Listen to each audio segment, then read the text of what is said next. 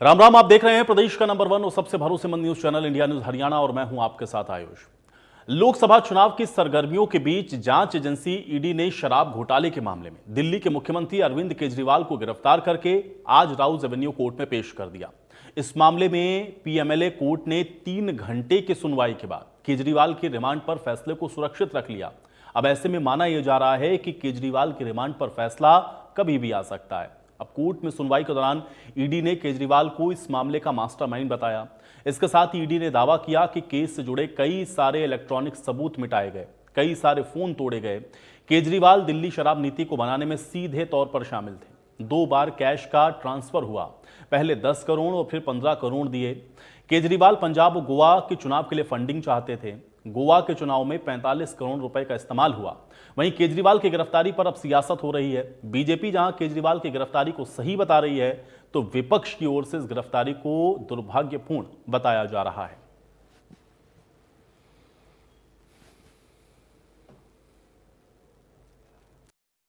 अरविंद केजरीवाल जी का लोकसभा में दिल्ली में ही कुछ नहीं है।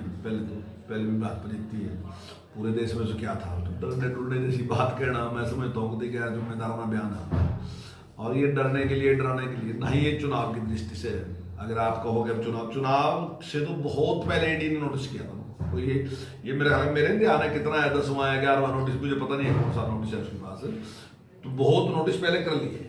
ये तो चुनाव से पहले की बात है, लेकिन वो पेश नहीं रहे। तो एक मुख्यमंत्री के रूप में ईडी करके इंतजार करते रही कि मुख्यमंत्री है। मेरे ख्याल का दूसरा अगर आदमी होता तो शायद ईडी इतना इंतजार न करती है कि नोटिस करती, दूसरे पर अरेस्ट करती, क्योंकि मुख्यमंत्री था इस करके उसको ज़्यादा छूट दी गई कि भाई हो सकता है उसके पास टाइम ना हो, जिस टाइम टाइम हो। लेकिन ऐसा तो नहीं कि आपके पास ये हो कि मेरे पास तो टाइम बिल्कुल है ही नहीं इसलिए क्योंकि मेरे पास टाइम नहीं, इसलिए आप मेरे खिलाफ कार्रवाई नहीं करोगे, तो उचित बात नहीं है ना। संविधान की दुहाई श्रीमान अरविंद केजरीवाल सालों साल से देते आए, और अन्ना जी का जो आंदोलन था वो भ्रष्टाचार के ऊपर ही आधारित था कि इस देश के अंदर भ्रष्टाचार खत्म हो और लोकपाल इस देश के अंदर आए।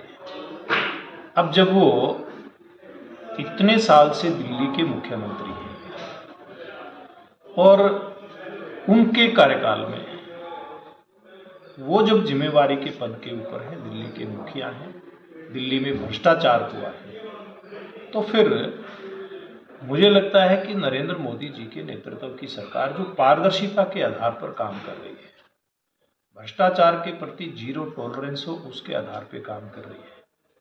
और ये जो इंफॉर्मेंस डायरेक्टरेट है ईडी, तो इसका काम ही ये है कि जहां कहीं भी भ्रष्टाचार हुआ है उस भ्रष्टाचार को पकड़ा जाए, उसके ऊपर जो भी कानून सम्मत कार्रवाई है वो करी जाए। तो एक कानून सम्मत कार्रवाई है जिसकी दुहाई अरविंद केजरीवाल जी लंबे समय तक देते आए हैं। भारतीय जनता पार्टी की सरकार की कार्यशैली ऐसी रही है जिसमें सरकारी तंत्र का, सरकारी एजेंसियों का लगातार दुरुपयोग करने का पूरे देश के अंदर एक मैसेज गया है, एक इम्प्रेशन बन पड़ा है कि सरकारी एजेंसियों का दुरुपयोग किया जाता है भारतीय जनता पार्टी द्वारा।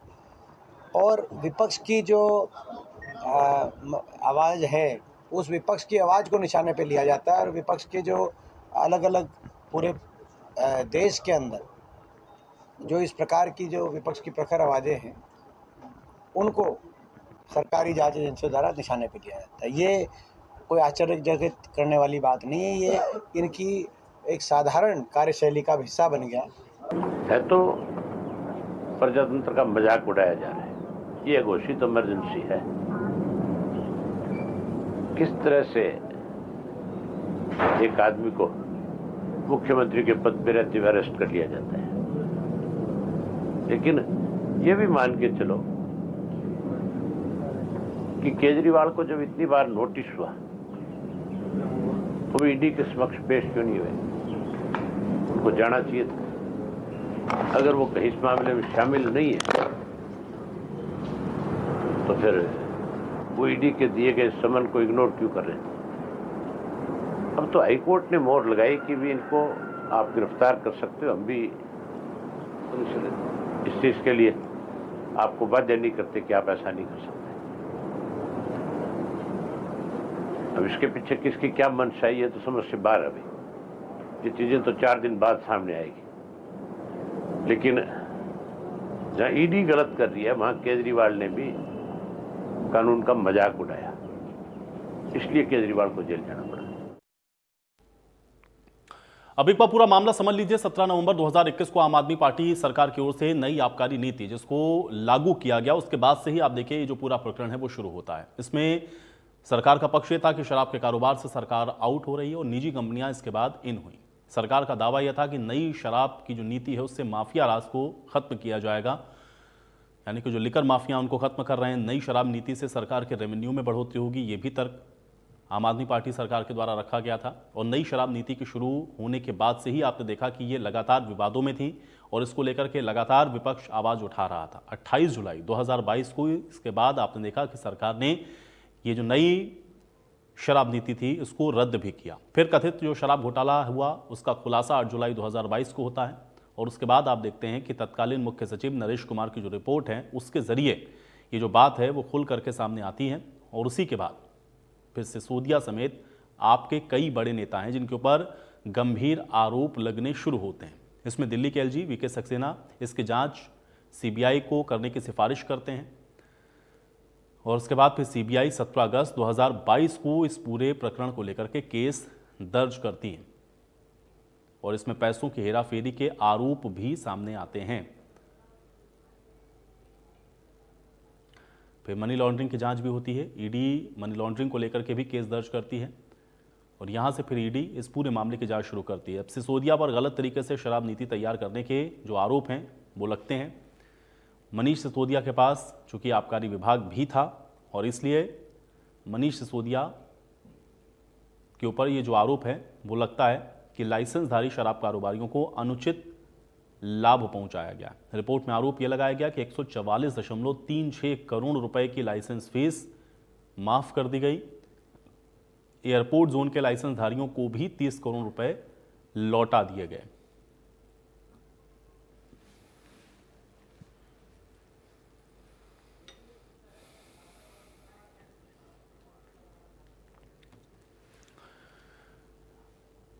तो राजस्व में 9,500 करोड़ की जो बढ़ोतरी उसका अनुमान लगाया गया था। ये नई शराब नीति के क्या लाभ होने थे वो बताया गया। शराब के कारोबार से सरकार आउट हुई, निजी कंपनियां इन हुई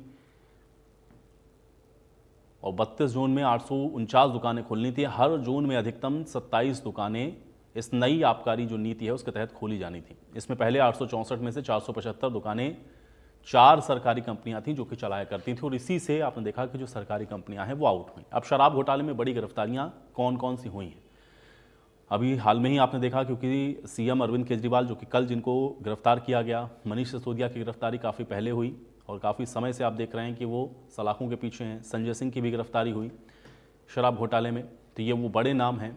और इसी तरह से के कविता की भी आपको बता दें कि जो गिरफ्तारी, तो शराब घोटाले में ये कुछ बड़ी गिरफ्तारियां हैं जो कि हुई। और कुल मिलाकर के अब अरविंद केजरीवाल को आज राउज एवेन्यू कोर्ट में भी पेश किया गया। लेकिन अब यहां से ये है सवाल कि ईडी जो 10 दिन के रिमांड की डिमांड कर रही है कि आपकी कोर्ट ने फैसला सुरक्षित रखा है, तो अब देखना यह है कि इस पर जो फैसला है वो क्या सुनाया जाता है। कुछ मेहमान मेरे साथ जुड़े, उनका परिचय करवाते हैं, उसके बाद चर्चा में आगे बढ़ते हैं। सुरेश रोड जी हमारे साथ जुड़ रहे हैं, कांग्रेस पार्टी के प्रवक्ता हैं। सुरेश रोड जी स्वागत है आपका इस चर्चा में। अमनदीप केसरी जी हमारे साथ जुड़ रहे हैं, इंडियन नेशनल लोकदल के प्रवक्ता हैं। अमनदीप केसरी जी आपका भी स्वागत। डॉक्टर सारिका वर्मा हमारे साथ जुड़ रही हैं, आम आदमी पार्टी के प्रवक्ता हैं। डॉक्टर सारिका वर्मा जी आपका भी स्वागत है। और थोड़ी देर में जवाहर यादव जी हमारे साथ जुड़ेंगे, भारतीय जनता पार्टी के प्रवक्ता, उनके साथ भी इस चर्चा को आगे बढ़ाएंगे। सारिका जी आपसे आज चर्चा की शुरुआत करूंगा। कल से जिस तरीके का ये पूरा प्रकरण चल रहा है और लगातार हम लोग देख रहे हैं जो कि आम आदमी पार्टी इसको लेकर के विरोध प्रदर्शन भी कर रही है, जगह जगह आप लोगों ने आज विरोध भी किया है, कैसे इस पूरे घटनाक्रम को आप लोग देखते हैं? क्योंकि ये बात तो पूरा विपक्ष कह रहा है कि गलत तरीके से एजेंसियों का इस्तेमाल हो रहा है, लेकिन असल कारण क्या है और कैसे आप इसको देख पा रही हैं? डॉक्टर सारिका वर्मा जी। सबसे पहले thank you for having me here. जो असल कारण है अरविंद केजरीवाल को आज गिरफ्तार करने का आचार संहिता के लगने के बाद, वो कारण बहुत सिंपल है। इलेक्ट्रल बॉन्ड्स का जो खुलासा सुप्रीम कोर्ट ने जबरन एसबीआई से करवाया है, उसमें सामने निकल के आया है कि भारतीय जनता पार्टी की जो लूट फूट की राजनीति रही है पिछले कई सालों में, इन्होंने हजारों करोड़ रुपए जबरन वसूली का काम किया है। उसको जो एक्सपोज हुआ है उसको जो उससे डिस्ट्रैक्ट करने के लिए अभी उनको एक बड़ी खबर चाहिए थी। जैसे लाखिमपुर हत्याकांड के बाद सडनली शाहरुख खान के बेटे को ले लिया गया था, जैसे सोहराबुद्दीन जो केस था जिसमें जो मेन अक्यूज वो हमारे आप बहुत बड़े मंत्री हैं, उनको जब खाली करना था तो उसी दिन मिड मैच वो धोनी को रिटायर करा दिया गया था। तो ये सिर्फ डिस्ट्रैक्शन टेक्निक्स हैं।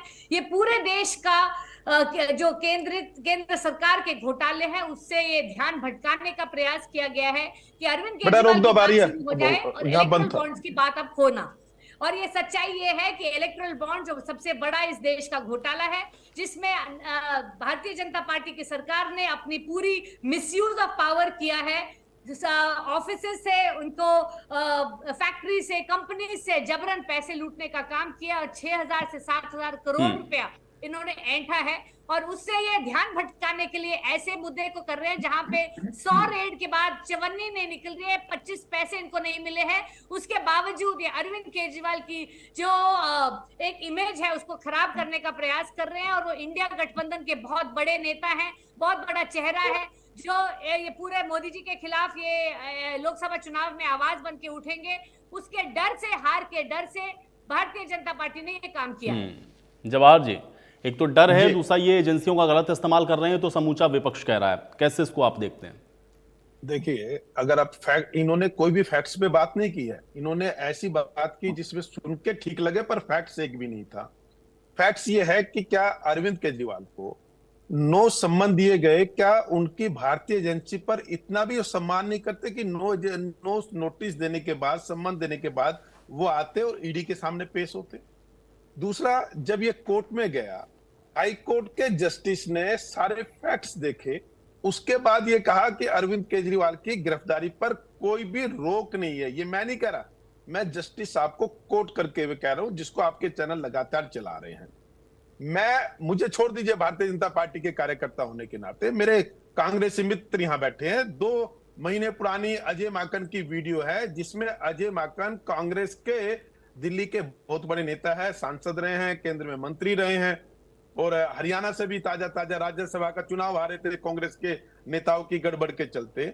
वो ये कह रहे हैं कि अरविंद केजरीवाल ने 100 करोड़ रुपए सीधा सीधा रिश्वत लिए। ये जवाहर यादव नहीं कह रहा, ये अजय माकन कह रहे हैं, इनके साथी कह रहे हैं। यहाँ मेरे इनेलो के भी मित्र हैं जो आज इनके साथ, मुझे नहीं पता इनका स्टैंड क्या होगा। इन्हीं इनेलो पार्टी के नेता जब इंडिया गेट पे अन्ना हजारा साहब का आंदोलन चल रहा था, तो इसी अरविंद केजरीवाल ने भगा दिया था इनको कि ये भ्रष्टाचारी आ गए, इनको जनता से मदार। मुख्य मंच पर अरविंद केजरीवाल ने इनेलो की पार्टी के नेताओं को जाने नहीं दिया था। 2013 का सीन मुझे आज भी याद आता है।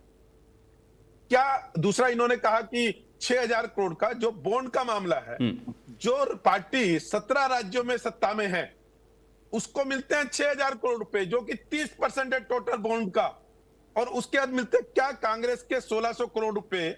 ये मेरे मित्र आम आदमी पार्टी के, वो मानेंगे ना कि कांग्रेस के 1,600 करोड़ रुपए हैं जो इनको मिले हैं इस रूप में, वो जबरदस्ती वसूली करके लिए हैं। ये मानेंगे कि टीएमसी के पैसे जो मिले हैं वो उनको वसूली करके मिले हैं। तमिलनाडु की जो सत्ताधारी पार्टी है उसको जो पैसे मिले हैं वो वसूली करके मिले हैं। आज क्योंकि आज हमारा मुद्दा अरविंद केजरीवाल है, आज अरविंद केजरीवाल है, ये कहते हैं 1 पैसा नहीं मिला। साहब, आपके इस लॉजिक से माननीय न्यायालय क्यों नहीं कन्विंस हो पा रहे? आपके 2 नेताओं को तो साल हो गया है जेल के अंदर गए हुए, 3 नेता आपके जेल है।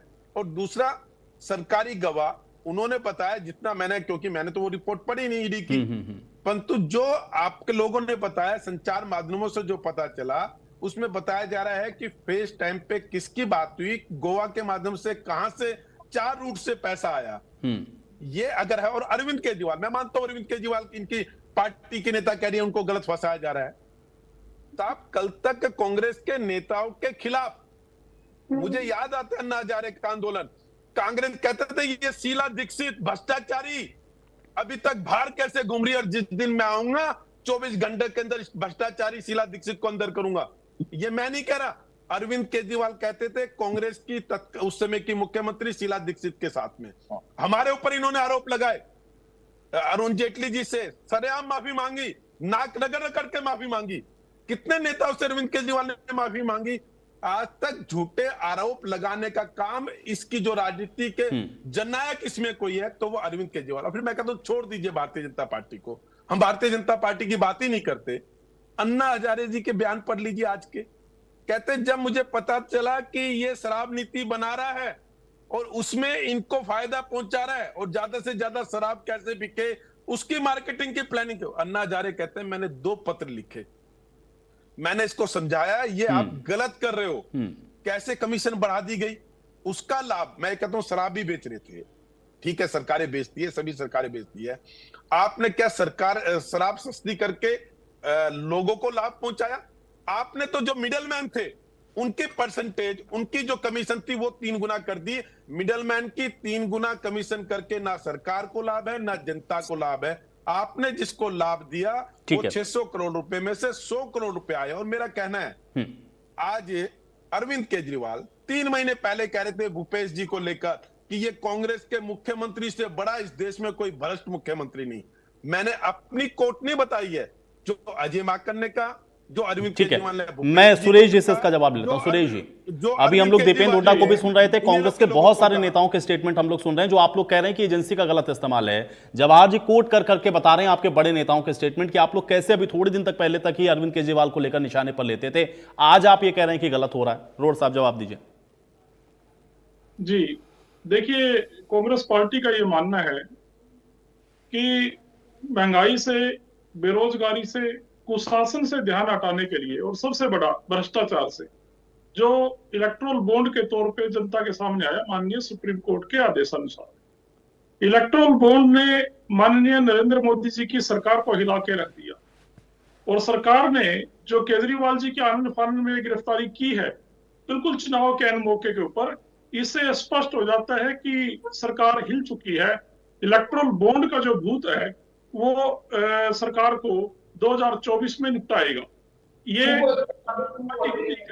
नरेंद्र मोदी जी की चुनाव के समय में की गई ये कार्रवाई बता रही है, चाहे वो हरियाणा के राजनीतिक संबंध में रही हो, माननीय मनोहर खट्टर जी को एकदम तुरंत हटाना और उनकी जगह उनके ही चहेते श्री नायब सिंह सैनी जी को मुख्यमंत्री नहीं, लेकिन वो तो आपके नेताओं के बयान को कोट कर रहे हैं ना कि आपके नेता भी तो पहले यही बात कहते थे। ठीक है, आप टाइमिंग पर सवाल उठा लीजिए, पॉलिटिकली आपको पूरा अधिकार है, लेकिन आपके नेता जो स्टेटमेंट देते थे वो तो वही कोट कर रहे हैं।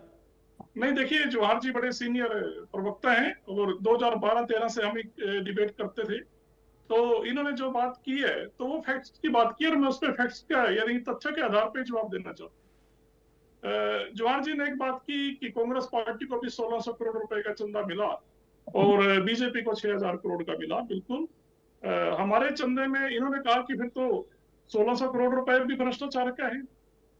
मैं बिल्कुल इस चीज को साफ करना चाहता हूं कि हमारे 1600 करोड़ रुपए के चंदा देने वाले लोगों में एक भी ऐसा नहीं है जिसके ऊपर ईडी की या सीबीआई की रेड आज पड़ी और 15 दिन के, हफ्ते के या 4 दिन के, 2 दिन के बाद उसने चंदा पार्टी को दे दिया, इलेक्टोरल बॉन्ड खरीद लिया। ऐसा एक दिन भी नहीं हुआ, एक भी पार्टी के साथ ऐसा नहीं हुआ।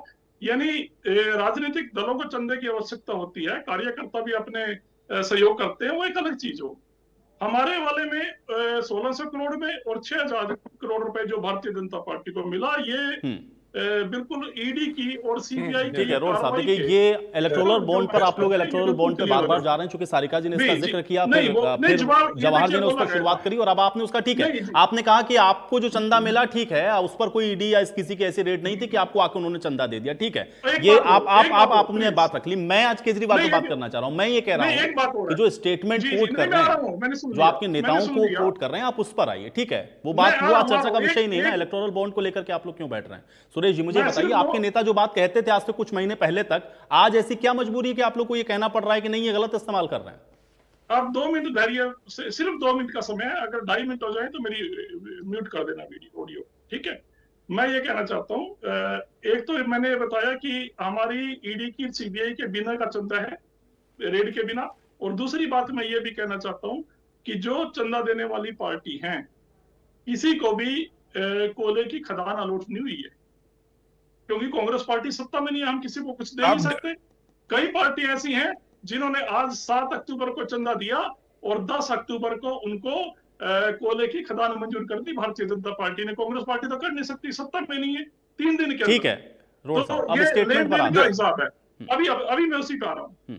दूसरा, अरे डिबेट आपने जिस मेरे पे डिबेट से पे करा लीजिए ना जी। ने भी जिक्र किया कि हमारे कांग्रेस के नेता स्टेटमेंट देते थे कि केजरीवाल ने ऐसा किया, और केजरीवाल भी, जवाहर जी ने बड़ी अच्छी बात याद कराई हमें। 2013 में जब अन्ना आंदोलन था कांग्रेस पार्टी पे, और जैसे कहा कि हमारी जो मुख्यमंत्री होती थी शीला दीक्षित जी दिल्ली की, तो उन पे बड़े आरोप लगाते थे केजरीवाल जी। तो ये बात बिल्कुल सही है। इस चैनल पर बैठ के मुझे कोई इसको स्वीकार करने में कोई हर्ज नहीं है। मैं ईमानदारी से एक बात बताना चाहता हूं कि हमारे ऊपर आरोप लगाने वाले व्यक्ति, चाहे वो आज एक राजनीतिक दल के तौर पे आप पार्टी के नाम से क्यों ना जाने जाता हो, या उस पार्टी के बड़े नेता, जो आरोप लगाते थे आज वो कांग्रेस पार्टी के साथ इंडिया गठबंधन में शामिल होकर श्री राहुल गांधी जी के साथ कंधे से कंधा मिलाकर सहयोग कर रहे हैं। तो इसमें कांग्रेस पार्टी की जीत है कि जो लोग हमारे ऊपर आरोप लगाते थे, चाहे वो केजरीवाल क्यों ना हो, आज वो हमारे साथ खड़े हैं। इसका मतलब जो आरोप थे, कमाल है, आपके एक नेता कह रहे हैं कि 100 करोड़ रुपए का इसमें पूरा घपला घोटाला हुआ और आज आपके साथ, तो आप कह रहे हैं आपकी जीत है। या तो वो उस समय गलत थे, या तो आप अब इस समय गलत हैं। दोनों चीजें सही कैसे हो सकती है? मैं उस बात पे भी मैं आता हूँ। देखिए, ये स्पष्ट होता है कि ये आरोप भी बार बार, कल परसों में किसी डिबेट में था कि ये तो पार्टी, आप पार्टी में जो लोग हैं कांग्रेस पे आरोप लगाते थे, तो उस समय पता अजय माकन की, अरे अजय माकन की, सुरेश साहब, अरे रोड साहब, ठीक है, नहीं रोड साहब देखिए, मैं ठीक है पॉलिटिकली, मैंने फिर कहा कि पॉलिटिकली आप लोग गठबंधन कर ले, किसी के साथ चले जाएं, वो एक अलग विषय है। लेकिन अगर स्टेटमेंट आप दे रहे हैं, इतना बड़ा कोई बयान आप देते हैं, तो उसका कोई आधार होगा ना। या तो उस समय अजय माकन ने कुछ गलत कहा होगा, या तो इस समय कुछ गलत आप लोग कह रहे हैं। मैं इस बात को भी कवर करता हूं, मैं इस बात पे भी आता हूं। देखिए, कांग्रेस पार्टी बिल्कुल भ्रष्टाचार के खिलाफ है, लेकिन जिस तरीके से दिल्ली के एक निर्वाचित मुख्यमंत्री के साथ कार्रवाई की गई, उनको कैसे बिना उसके एक मैं सवाल पूछना चाहता हूं अपने मित्र से। कोई कोर्ट ने ऐसा आदेश नहीं किया कि आपने आपके बीच में मैं भी बोली थी, आप भी मत बोलिए बीच में, जवाहर जी। अगर किसी बीच में मुख्यमंत्री को ऐसे आप बोल का नहीं है, आप क्या बोल रही है? आपसे कौन बात कर रहा है? आप बोल का नहीं है। ठीक है, चलिए रोड साहब, अब आप उसका एक्सप्लेनेशन दे रहे हैं। मुझे लगता है कि मैं उसको जनता पर छोड़ता हूं। मैं अमनदीप जी का रुख करता हूं। अमनदीप जी, अभी हम लोग अभय चौटाला जी का स्टेटमेंट सुन रहे थे। ठीक है, हो गया, आप लोग की बात आ गई। एक सेकंड, अमनदीप जी, अभी अभय चौटाला जी का स्टेटमेंट सुन रहे थे, उन्होंने दोनों बातें कही। एक तो उन्होंने ये कहा कि भाई जो भाजपा की खिलाफत करता है उसके साथ ऐसा होता है, ये उसका नतीजा है जो आप देख रहे हैं। लेकिन अरविंद केजरीवाल पर भी उन्होंने निशाना साधते हुए कह दिया साथ में कि भाई उनको अगर ईडी समन कर रही थी तो उनको जाना चाहिए। उन्होंने कानून का मजाक भी उड़ाया। ये दोनों बातें, इसको कैसे देखें हम लोग? अमनदीप जी। नहीं आयुष जी, देखिए दोनों बातों को आप इस तरह से देखिए, हम तो भुगतभोगी हैं इस चीज के। हम तो कोई संबंध में, हमारे नेताओं को तो गिरफ्तारी भी कर ली गई इनकी सरकारी एजेंसियों द्वारा। और निश्चित तौर से जो जिस तरह से ये संवैधानिक एजेंसियों का दुरुपयोग करते हैं, उस बात से जनता के मन में क्या इंप्रेशन जाता है। कई सारे प्रोविजन है, अगर घोटाला किसी आदमी ने किया है तो उसके, ठीक है आप सजा दीजिए, इतने लंबे, लेकिन आप टाइमिंग देखिए इनकी। और उसके बाद हमारे एक नेता को अभी भी ईडी ने गिरफ्तार किया था, हाई कोर्ट ने उनकी गिरफ्तारी को क्वैश किया। लेकिन हमारे समाज के अंदर वो ये जो इस्तेमाल इनका ईडी का इन्होंने किया हुआ है ना, कि गिरफ्तार कर दिया तो दोषी बन गया, तो अभी तो दोष साबित होगा, उसका एक प्रोसेस है, निरंतर प्रक्रिया है।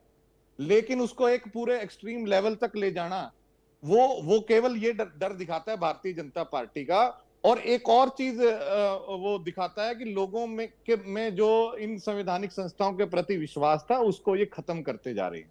और ये दिखाता है कि सत्ता से संचालित ये संस्थाएं हैं।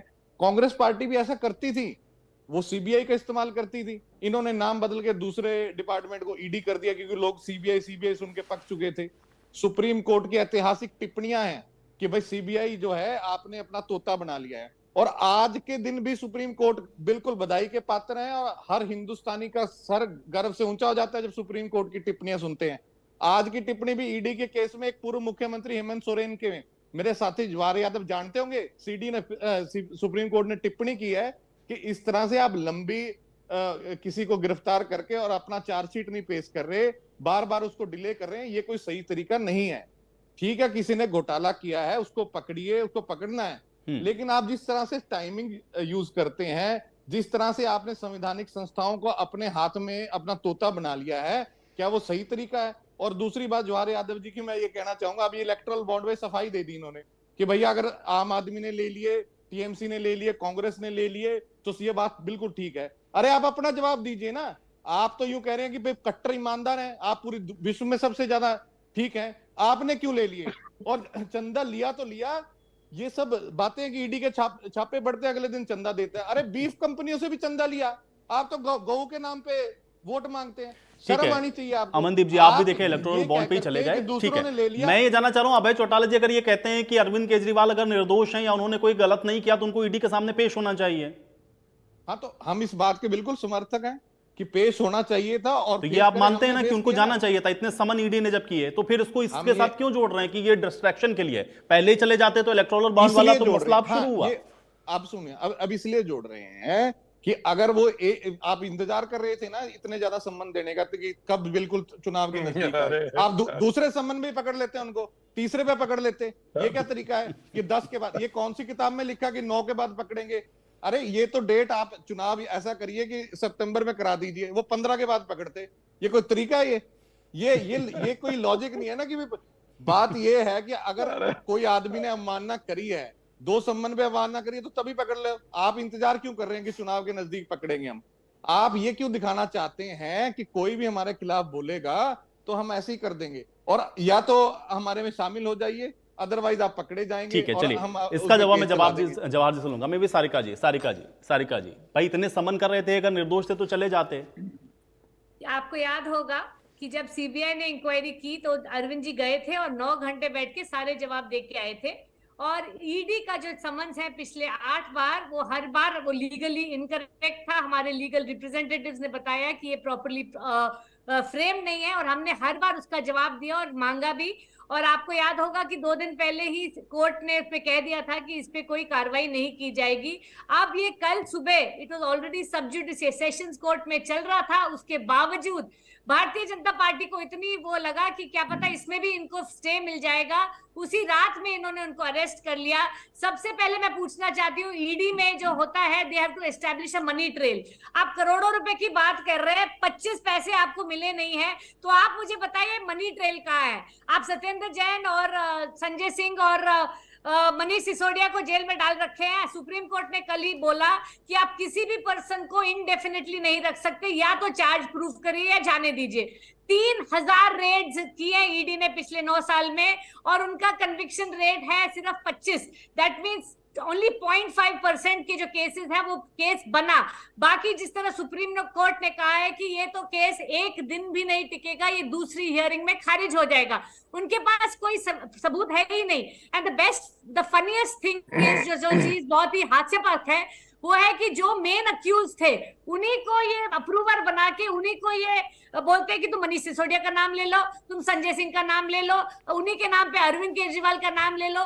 तो ये मजाक बनाया जा रहा है और ये मजाक सबको दिख रहा है। अगर हमारे जहां यादव जी यहाँ बड़े भाई बैठे हुए हैं, इन्होंने कहा कि ये शराब घोटाला है ही नहीं। जब यही सेम पॉलिसी पंजाब में लागू हुई तो वहां पे मुनाफा कर रही है। अगर पंजाब लिकर पॉलिसी की आपको इतनी परेशानी है, 20,000 करोड़ का शराब घोटाला हुआ है अवैध शराब का गुजरात में, उसमें सीबीआई और ईडी की इंक्वायरी कब होगी? 4,000 करोड़ का घोटाला हुआ है हरियाणा में शराब का, उस पे ईडी सीबीआई की इंक्वायरी कब होगी? जब यहाँ 1 पैसे का हेर फेर नहीं है, वहां पे आप पीछे पड़े हो क्योंकि आपके विपक्ष के नेता हैं। अपनी सरकारों में आपको आज तक कोई घोटाला नहीं दिखा। 9 साल में ईडी और सीबीआई ने एक भी भारतीय जनता पार्टी के बंदे को अरेस्ट नहीं किया।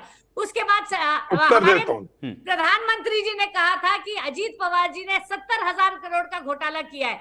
2 दिन बाद वो भारतीय जनता पार्टी का पटका पहन लेते हैं, उनके सारे खून माफ हो जाते हैं, सारे पाप धुल जाते हैं, ईडी सीबीआई सब बंद हो जाते हैं। ऐसे ही अजीत पवार एक नाम है, इतने सारे लोग लेकिन सारिका जी भाई देखिए, राजनीतिक पार्टियां तो सब करती ना। ये तो अभी इसी चर्चा में हो रहा था कि आप लोग तो कांग्रेस को कहते थे भ्रष्टाचारी, आज आप उनके साथ हैं। ये तो सारी पार्टियां करती ना, इसलिए इन बयानों का तो राजनीति में अब मैं क्या बोलूं। ठीक है, फैक्ट्स पर बात करूं, मैं जवाब देता हूं। जवाहर जी, ये सारी जो रेड होती है, जो सारी कार्रवाई होती है, ये हमेशा तर्क दिया जाता है कि भाई किसी बीजेपी के नेता के खिलाफ क्यों नहीं होती है, सारी विपक्ष के खिलाफ आप लोग क्यों करते हैं? आज भी ये हरियाणा के एक बीजेपी के नेता के यहाँ रेड पड़ी नहीं और वो एक दिन पहले ज्वाइन कराया उसको। अरे सुन लो भाई मेरे, एक बार सुन लो ना जी, मैं बोल लूं उसके बाद ठीक कर लेना। आज भी पढ़िए। दूसरा, अब मैं आता हूं सारिका जी की बात पर। सारिका जी कहते हैं मेन एक्यूज से नाम लिए जा रहे हैं। इसका मतलब आप मानते हैं इसमें कोई ना कोई, आप मानते हैं अरविंद केजरीवाल तो नहीं है, परंतु इस घोटाले का कोई मुख्य साजिश करता है और उससे हम नाम लिखवा रही है ईडी। तो आपने माना ना घोटाला हुआ। अब ये कह रहे हैं जी घोटाला तो हुआ है। एक मिनट, अरे भाई एक मिनट रुकिए, अरे एक मिनट रुकिए ना जी। प्रूफ तो कोर्ट में जाके होता है, ऐसे आप और मेरे कहने से कोई भी चीज प्रूव नहीं होती, माननीय न्यायालय करता है। और इन्होंने कोर्ट एक शब्द इस्तेमाल किया कि माननीय सर्वोच्च न्यायालय ने कहा कि ये 2 दिन भी नहीं टुकेगा और इनके नेता बंद है। साहब जमानत कोई सरकार नहीं देती है। जमानत जो जिनको आप कोर्ट करके कह रहे हैं कि वो 2 दिन भी नहीं टिकेगा, तो उनको निवेदन कर दीजिए, ये आप ही कह रहे हो 2 दिन नहीं टिकेगा तो फिर ये अंदर कहते हैं। जमानत तो न्यायालय देता है, इसमें सरकार का क्या लेना देना। जब आप सर्वोच्च न्यायालय को कोर्ट करते हुए कह रहे हैं कि 2 दिन भी केस नहीं टुकेगा, तो उनको बताइए इनको जल्दी से जल्दी जमानत दे 1 दिन के अंदर। जब चोर पकड़ा जाता है तो ये चलिए जवाहर जी, मैं आपको रोक रहा हूं। देखिए इस बीच एक बहुत बड़ी खबर आ रही है, केजरीवाल को बड़ा झटका लगा है। ईडी को कस्टडी दे दी गई है केजरीवाल की। ये बड़ी और अहम जानकारी आप तक पहुंचा रहे हैं। तो केजरीवाल को अब 28 मार्च तक ईडी की कस्टडी में भेजा गया है। इस वक्त की सबसे बड़ी जानकारी दिल्ली से है, ईडी की कस्टडी अब मिल गई है और केजरीवाल अब ईडी की कस्टडी में रहेंगे। 28 तारीख तक आपको बता दें कि ईडी की कस्टडी में रहेंगे अरविंद केजरीवाल। ये इस वक्त की सबसे बड़ी और अहम जानकारी है। तो बड़ी खबर है। देखिए सुबह ही आपको बता दें कि लगातार लंबी बहस चली थी और उसके बाद कोर्ट की ओर से ये जो फैसला है वो सुरक्षित रखा गया था। लेकिन ये जानकारी लगातार मिल रही थी कि किसी भी समय कस्टडी को लेकर के जो फैसला है वो राउल रेवेन्यू कोर्ट सुना सकता है। और अब देखिए जानकारी है कि 28 मार्च तक ईडी की कस्टडी में अरविंद केजरीवाल को भेज दिया गया है। ये बड़ी जानकारी है।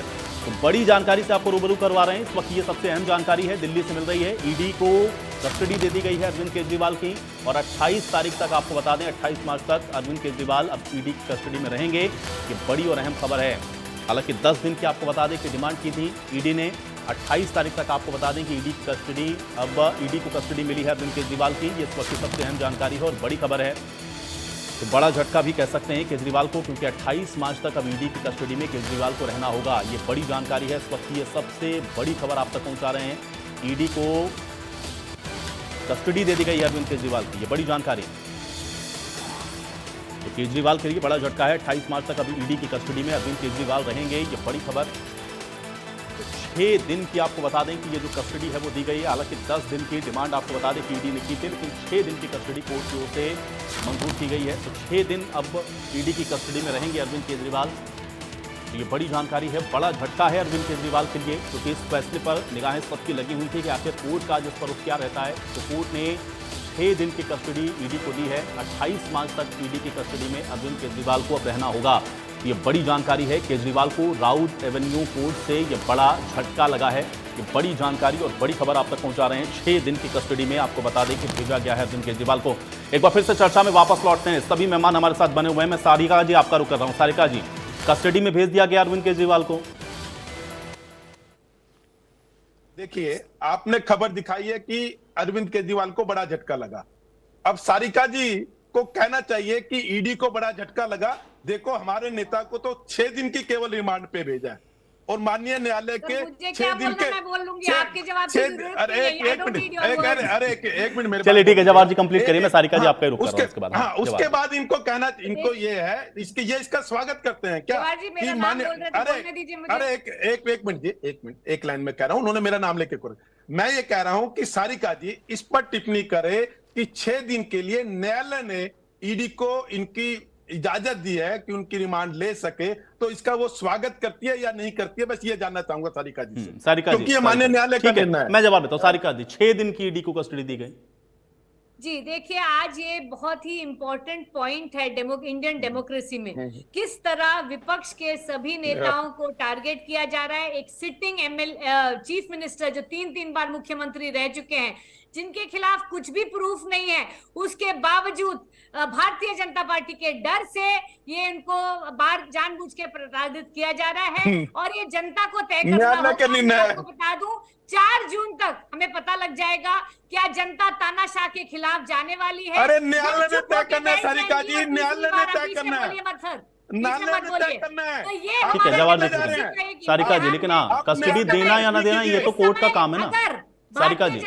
अगर कि लूट अगर की- अगर तथ्यों लूट में की अगर राजनीति, तथ्यों में कोई भी डराने गहराई की नहीं होती तो राजनीति, कोर्ट मुझे लगता है धमकाने कस्टडी की को राजनीति, कैंसिल कर देता, ये कस्टडी चलती देता ही रहती नहीं। है, सुनेगी तो नहीं, आगे की सुनेगी नहीं। जनरेशन में डेमोक्रेसी बचेगी नहीं, ये नहीं सोचने नहीं ठीक वाली है, बात डेमोक्रेसी भारतीय लोकतंत्र जनता आप लोग पार्टी बचाइए, का लोकतंत्र जो का तो डर है, महापर्व अब शुरू ही होने वाला है। लेकिन सारिका जी मुझे बताइए ना, कोर्ट में तो ये सारे चीजें रखी जाती ना, वहां तो लंबी जिरा होती है, लंबी बहस होती है, बड़े बड़े वकील वहां पर खड़े हुए हैं, ये सारे एविडेंस सारी चीजें तो रखी गई होंगी वहां पर, फिर भी कोर्ट ने अगर आपको 6 दिन मैं एक की बात दे दी बता दूं, रिमांड शायद या आपको कस्टडी पता दे नहीं दी, है। तो फिर तो कोर्ट ने कुछ देखा होगा ना इसके अंदर। सर मुझे बोलने भी दीजिए या आप ही बोलते रहेंगे?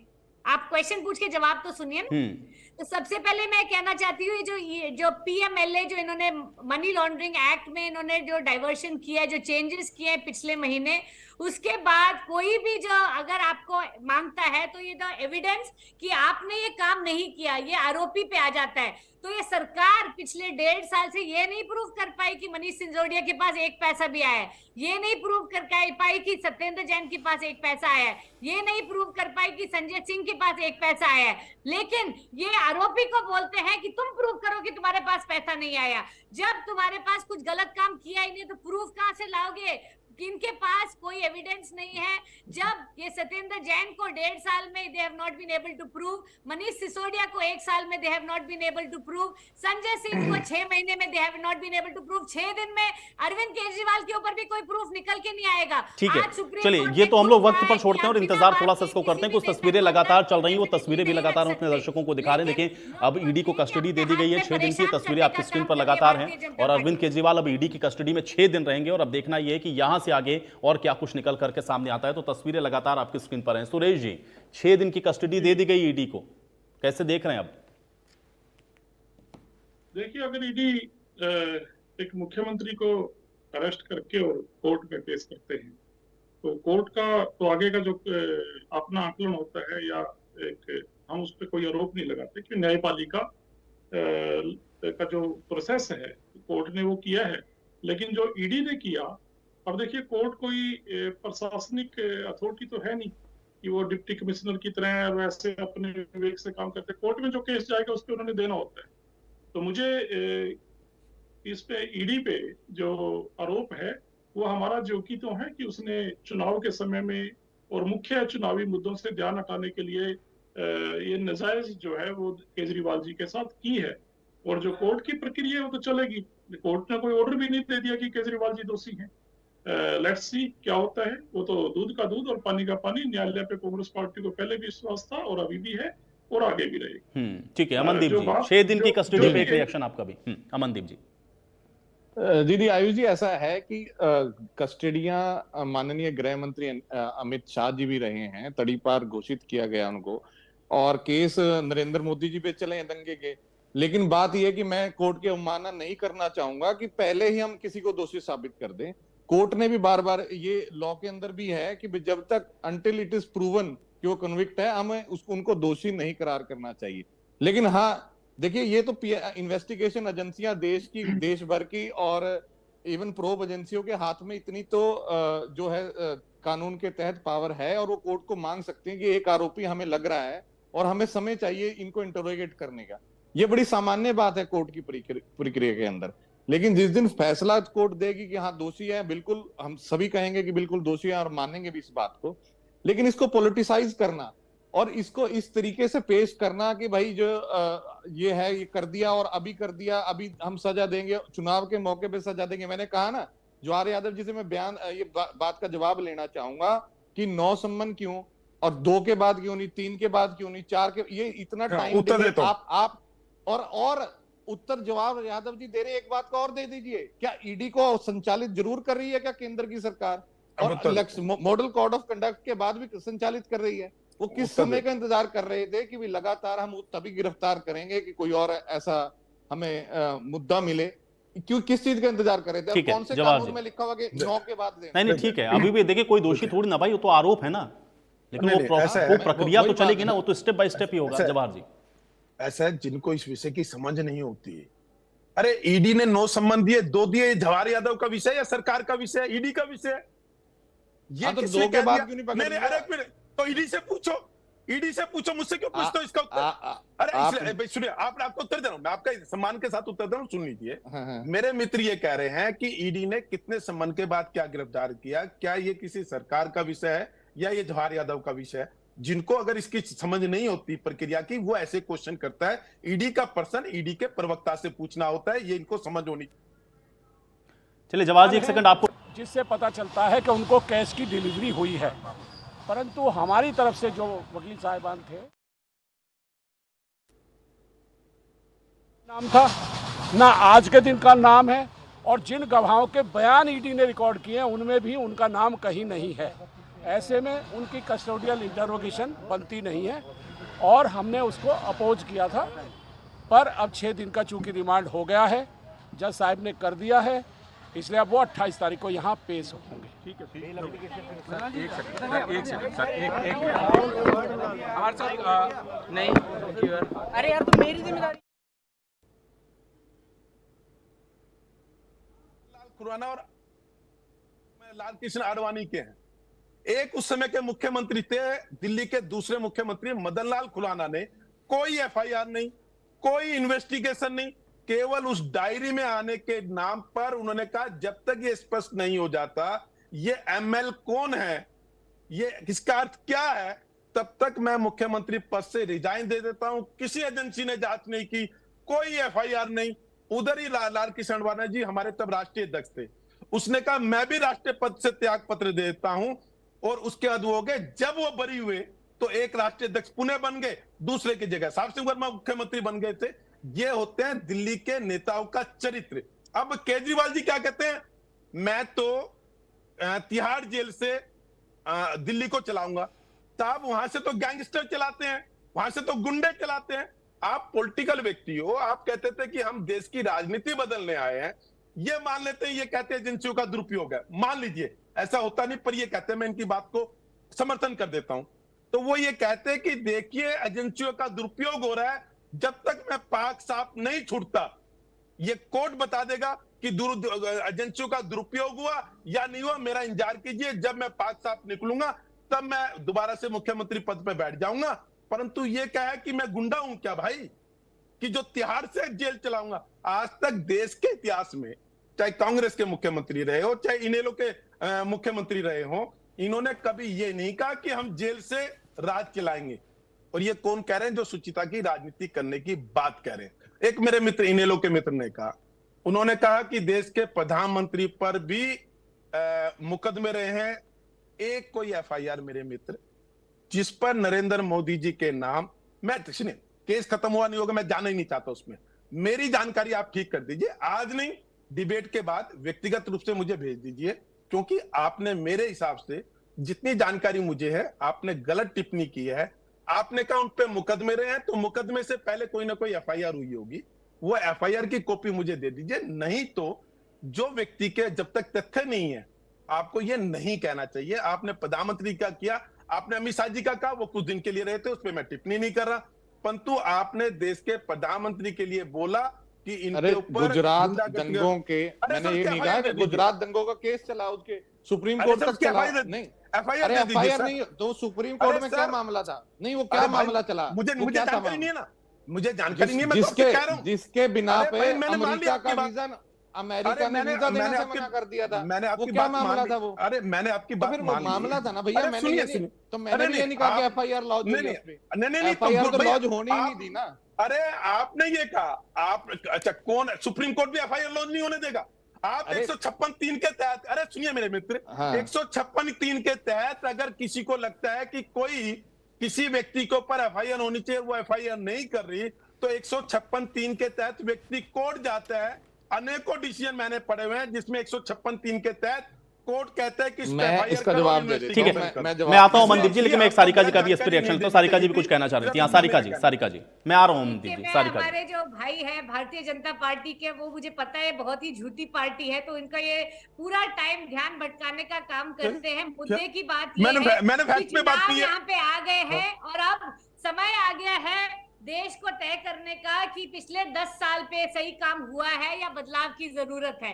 भारतीय जनता पार्टी चुनाव हार रही है, ये डिबेट किस पे है? पॉलिटिकल एजेंडा, अभी भी इसको पॉलिटिकल एजेंडा बनाना है। शर्म नहीं आती है कि इनके नेता जेल में हैं, 4-4, 5-5 नेता। ठीक है सारिका जी, वो तो जनता तय कर ही देगी ना, वो तो जनता वैसे भी तय करेगी। अब तो आप लोग जा ही रहे हैं चुनाव में बिल्कुल मुहाने पर खड़े हैं सब। अरविंद केजरीवाल का भ्रष्टाचार। ठीक है, एक सेकंड जवाहर जी, सारिका जी की बात को आने दे। ठीक है, मैं तो कहता हूँ इसको जनता पर छोड़िए ना, ये तो अब आप लोगों को जनता के बीच में जाना है, जनता अपना फैसला सुना देगी। ठीक है, आप मुझे झूठा कहेंगे, मैं कैसे सुनूंगा? आप मुझे झूठा कैसे कह सकते हैं? आप मुझे झूठा कैसे कह सकते हैं?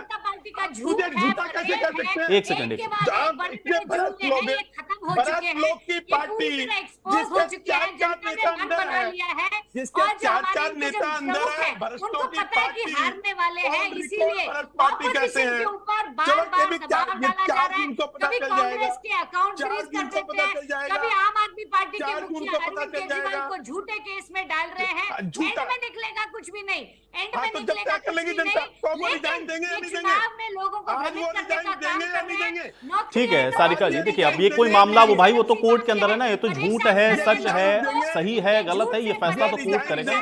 ठीक है, बाकी आप लोग जनता के बीच में जाइए, आप बताइए इन्होंने बुरा किया, वो बताएंगे आपने खराब किया, भाई वो तो जनता तय कर देगी, जनता अपने निर्शेष विवेक से सब कुछ बेहतर करेगी। ठीक है रोड साहब, ठीक है, पॉलिटिकली इसका क्या माइलेज मिलेगा, ठीक है ना, वो तो आप देखेंगे ना, वो तो जनता तय कर ही देगी ना। सारिका जी एक सेकंड, अभी सुरेश जी जी देखिए, एक बात तो मैं ये बताना चाहता था कि अगर हम शराब घोटाले का जिक्र हुआ, वो हरियाणा में भी हुआ, और एक बड़े वरिष्ठ पत्रकार हैं, उन्होंने एक बार, मुझे ध्यान है, कोरोना काल में हरियाणा के उस समय के उप मुख्यमंत्री श्री दुष्यंत चौटाला की बाइट लेते हुए कहा था कि पता नहीं आपको कुछ बुरा लग रहा है, नहीं लग रहा है, या कोई शर्म आ रही है नहीं आ रही है, लेकिन आपका इंटरव्यू लेते हुए मुझे जरूर शर्म आ रही है। उस पत्रकार महोदय ने बोला था कि मेरे प्रदेश का, हरियाणा का उप मुख्यमंत्री कोरोना काल में स्कूल तो बंद करने की बात करता है और शराब के ठेके खुलवाने की बात करता है। यहाँ तक नंगानाथ शराब घोटाले का हरियाणा में हुआ, लेकिन कोई ईडी की कार्रवाई नहीं है, कोई सीबीआई की नहीं है, कोई इनकम टैक्स की नहीं है।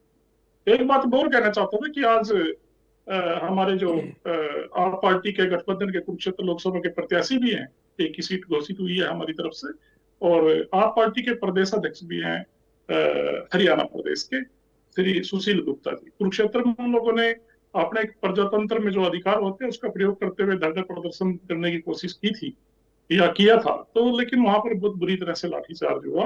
कांग्रेस पार्टी आपके चैनल के माध्यम से प्रदेशवासियों की तरफ से बीजेपी सरकार की इस तानाशाही कार्रवाई के ऊपर भी ऑब्जेक्शन उठाते हैं हम लोग, और इसकी कड़ी निंदा करते हैं। ये ऐसा नहीं होना चाहिए कि सभी को अपने अधिकारों का। ठीक है, अमनदीप जी दे आयु जी, बिल्कुल। जो सबसे पहले तो बड़े भाई जवाहर यादव जी ने एक बात बताई कि किस तरह के दिल्ली का मुख्यमंत्री या नेता होना चाहिए था, मदन लाल खुराना ने वो कर दिया। देखिए वो बात ये बार बार कह रहे थे दिल्ली का नेता होना चाहिए था, हरियाणा भाजपा पे वो लागू नहीं होती है। यहाँ पर खट्टर जी कहते हैं कि जब सुन लीजिए मेरी बात, जब खट्टर जी कहते हैं कि भाई वो संदीप सिंह को वो दोषी करार होता है, चंडीगढ़ पुलिस चार्जशीट फाइल करती है, और ये कहते हैं कि नहीं लेंगे इस्तीफा, हम इतने घोटाले उजागर हुए हैं, यहाँ पर वो नहीं दिखेगी आपकी नैतिकता, वो सिर्फ दिल्ली में दिखेगी। दूसरी बात की ये जो बात कह रहे थे कि नरेंद्र मोदी जी पे कोई मैंने भी कोई एफआईआर का नाम नहीं लिया, लेकिन वो क्या मामला था कि गुजरात दंगों के जो जांच का विषय सुप्रीम कोर्ट तक गया, और जिस मामले के तहत वो गुजरात के मुख्यमंत्री होते हुए अमेरिका ने उनका वीजा रद्द किया कि जो आदमी अभी दोषी है या अभियुक्त है, करार नहीं हुआ है गुजरात दंगों में, मैंने तो उनकी बड़ाई करी थी कि अरे भाई जब वो आदमी भी केस चल रहा था तो उनको हमने ऐसा नहीं कहा कि भाई वो बिल्कुल दोषी हैं गुजरात दंगों के, हमने नहीं कहा। और केस नहीं चल रहा था, कोई एफआईआर नहीं है, फिर गलत कोट कर रहे हो मित्र। मैं कहता हूं उनके ऊपर कोई एफआईआर नहीं है, कोई एप्लीकेशन तो कोर्ट में क्या चल रहा था, कोई एप्लीकेशन तो चली होगी, अरे तो वो एफआईआर कहाँ होगी? मैंने एफआईआर का नाम नहीं लिया, मैंने एफआईआर का नाम नहीं लिया, मैंने एफआईआर का नाम नहीं लिया, अरे केस का मतलब कोर्ट में कोई भी मामला चल रहा था, कोर्ट में मामला चल, अरे हाँ क्या बोलते हैं उसको, क्या बोलते हैं, सुनिए आपसे सीख लेंगे, कोई बात नहीं, क्या बोलते हैं, कोर्ट में तो चल रहा था ना वो मामला। अरे सुनिए सब्जुडाइज मामला था, नहीं था, सब्जुडाइज मैटर नहीं था, सब्जुडाइज मामला था।